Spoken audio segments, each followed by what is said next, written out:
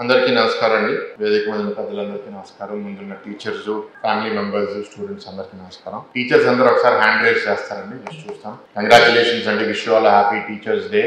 Happy to be here.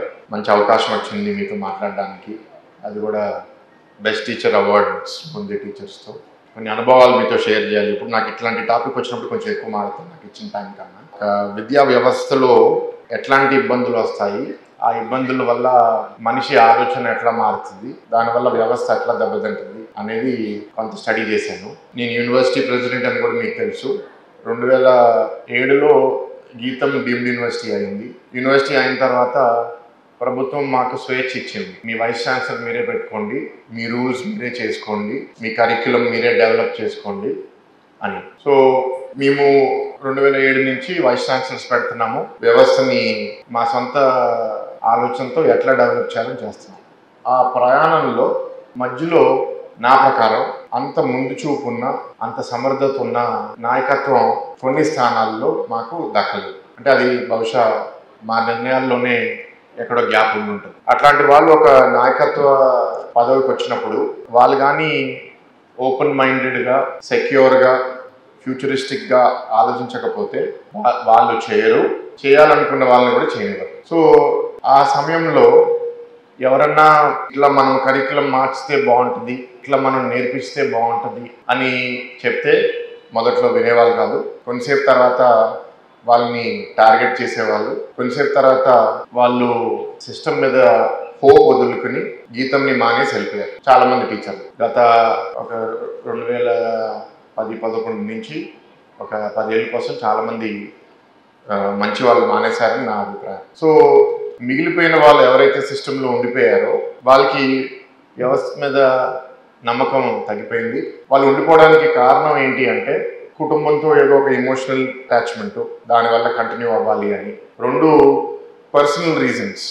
విశాఖపట్నంలో నా family members ఉన్నారు కాబట్టి విశాఖపట్నంలో దీనికన్నా బెటర్ ఇన్స్టిట్యూషన్ మాకు కనపడట్లేదనే ఆలోచనతో కొందరు ఉండిపోవచ్చు. కొందరికి ఇంకెక్కడ ఉద్యోగం దొరక్క మా దగ్గర ఉండిపోవచ్చు. అలా ఉండిపోయారు. కానీ వాళ్ళకి నమ్మకం తగ్గిపోయింది. నిర్ణయం తీసుకుంటే ఏమవుతుంది, మాట్లాడితే ఏమవుతుంది అనే ఒక ఆలోచనకు వచ్చేసి నేను తలదించుకుని నా పని నేను చేసుకుంటాను, వ్యవస్థకి ఏమైతే నాకేంటి అనే ఒక మైండ్ సెట్కి వచ్చేసారు ఎక్కువ మంది. అండ్ మీరందరూ టీవీ సీరియల్స్ చూస్తారా చూడరా? హిందీలో ఒక పాపులర్ టీవీ షో ఉంటుంది, క్యూంకి సాస్ బి కభీ బహూతి అని. విన్నారా? హిందీ చూసే వాళ్ళకి తెలుస్తుంది. క్యూంకి సాస్ బి కభీ బహూతి అంటే సాస్ అంటే అత్తగారు, బహు అంటే కోడలు.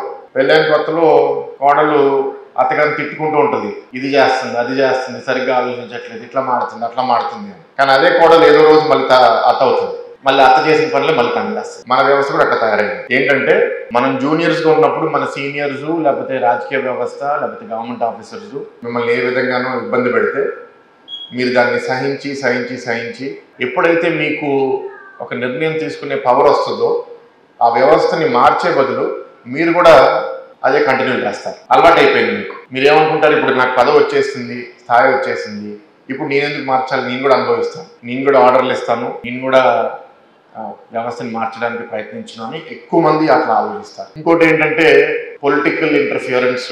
దానివల్ల ఎట్లా అయిపోయిందంటే మొదట్లో కొందరు రాజకీయ నాయకులు ఇంకెవరో వాళ్ళ స్వార్థ ప్రయోజనాల కోసం కొంత స్టార్ట్ చేస్తారు. ఏదో ఇంటర్ఫియరెన్స్ అంటే ట్రాన్స్ఫర్ల కోసమో, ఇంకా అపాయింట్మెంట్ల కోసమో, ఇంకా దీనికోసమో. కొన్ని రోజుల తర్వాత అందరికీ అది అలవాటు అయిపోయి సాధారణంగా వాళ్ళ సొంత పని మెరిట్ మీద చేయాలన్నా సరే అలవాటు పోతుంది. ఇప్పుడు పని చేయాలన్నా సరే, ఏం జరగాలన్నా సరే ఇప్పుడు రాజకీయ వ్యవస్థ మీదే లేకపోతే గవర్నమెంట్ వ్యవస్థ మీద ఆధారపడితేనే నాకు పని జరుగుతుంది అనే ఒక పొజిషన్కి చాలామంది వచ్చేస్తున్నారు. చాలా దురదృష్టం.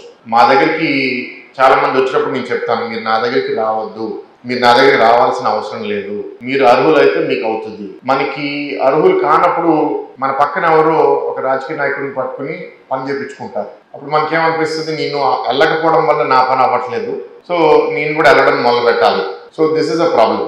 అందుకే వాళ్ళ రాష్ట్ర విద్యాశాఖ మంత్రి కూడా అసలు పొలిటికల్ ఇంటర్ఫియరెన్స్ 99.9% తగ్గించేయాలి. ప్రమోషన్స్ అవనివ్వండి, ట్రాన్స్ఫర్స్ అవనివ్వండి, అపాయింట్మెంట్స్ అవనివ్వండి, ట్రాన్స్పరెంట్గా ఒక సిస్టమ్ బేసిస్ మీద వెళ్ళాలి అనే ఒక ఉద్దేశంతో చేశారు. అది చాలా వరకు జరిగిందని నేను అనుకుంటున్నాను. మరి ఎలా అనేది మీకే బాగా తెలుస్తుంది నాకన్నా. ఇందాక కలెక్టర్ గారు మాట్లాడుతూ చెప్పారు, నిన్ను లెక్కేసుకున్నాను. మన యాన్యువల్ స్కూల్ ఎడ్యుకేషన్ బడ్జెట్ 30,000 కోట్లు. 2024లో గవర్నమెంట్ వచ్చినప్పుడు గవర్నమెంట్ స్కూల్స్లో ఉన్న స్టూడెంట్స్ ఇంచుమించు 34 లక్షల మంది. డివైడ్ చేస్తే స్టూడెంట్కి గవర్నమెంట్ ఇవాళ 88,000 పర్ స్టూడెంట్ ఖర్చు పడుతుంది. 88,000 ఫీజు ఛార్జ్ చేసే స్కూల్స్ ఇవాళ ప్రైవేట్ స్కూల్స్ విశాఖపట్నంలో ఒక 500 ఉంటే, నాకు తెలిసి 88,000 కన్నా ఎక్కువ ఫీజు ఛార్జ్ చేసే స్కూల్స్ మహా అయితే 15-20 ఉంటాయి. అంతేనా?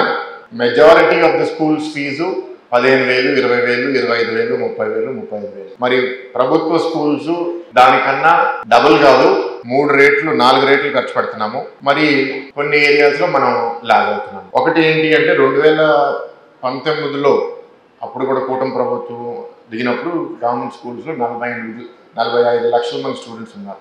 మరి ఏ కారణం వల్ల, కోవిడ్ ప్రభుత్వం వల్ల 5 సంవత్సరాల్లో 45 లక్షలు 34 లక్షలకి పడిపోయింది. సో 45 లక్షలు ఉన్నప్పుడు ఎంత ఉంది ఖర్చు అని చూస్తే, 45 లక్షలు ఉన్నప్పుడు కూడా పర్ స్టూడెంట్ ఖర్చు 67,000 రూపాయలు.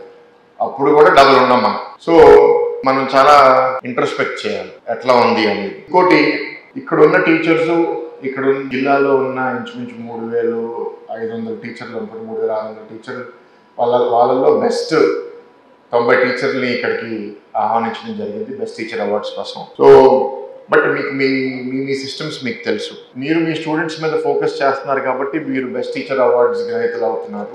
కానీ ఎక్కువ మంది టీచర్స్ స్టూడెంట్స్ ఎట్లా ఉన్నారు అనే విషయం తప్ప మిగతా విషయాల గురించి ఎక్కువ మాట్లాడుతూ ఉంటే బాధగా అనిపిస్తుంది. మా దగ్గర ఉన్న స్టూడెంట్స్ ఎట్లా ఉన్నారు, వాళ్ళకి ఇబ్బందులు ఉన్నాయి, ఫస్ట్ ఈ స్టూడెంట్స్ కోసం ఇది చేయాలి అని చెప్తూ దాంతోపాటు ఇంకోటి మాట్లాడితే పర్వాలేదు. ఎక్కువ ఫోకస్ మిగతా అన్ని పెట్టి స్టూడెంట్స్ మీద మనం పెట్టకపోతే మన వృత్తికి మనం ధర్మం చేస్తున్నామా లేదా అనేది కొందరు టీచర్లు ఆలోచన. ఇక్కడ ఉన్న వాళ్ళందరూ బాగా చేస్తున్నారు, అందుకే మీరు ఇక్కడ ఉన్నారు. So we are happy.